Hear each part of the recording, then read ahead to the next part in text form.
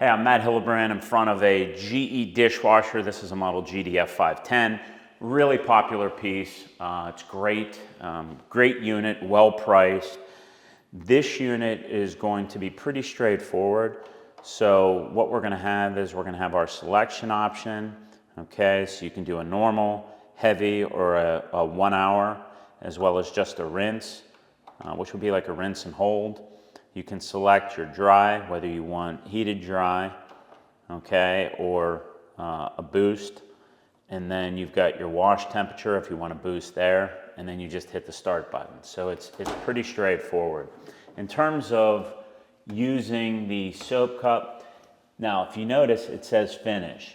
GE recommends finished tablets in this machine, not the liquid pods, but the powder cakes. So that's what they're gonna recommend. If you do use powder, powder will work as well. Don't recommend liquid. Liquid tends to oversuds and people use way too much of it. And you also always wanna use rinse aid. So you wanna make sure this is full, and this will help with the drying of your dishes. And what'll happen is most rinse aids are colored. So they'll be like a green or a blue color. So you'll be able to see that this has rinse aid in it on that optical eye.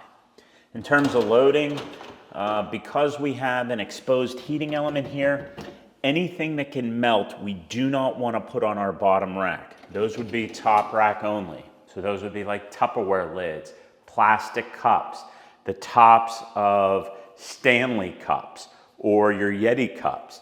We want to put those all on the top. And then bottom would be for plates or things that won't melt. Silverware, pretty straightforward, goes in through here.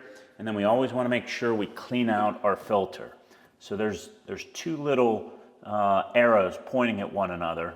So what we want to do is we want to turn it to the left to remove, take this over to the sink and clean. So see how this is kind of caked up? We want to take this over to the sink and get a brush and just clean this all out.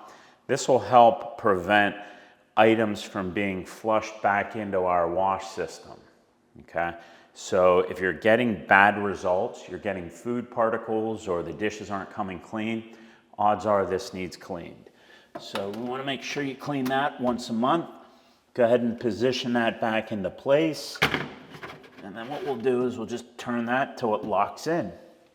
That's really about all you need to know about this dishwasher. If you have any questions, please comment below.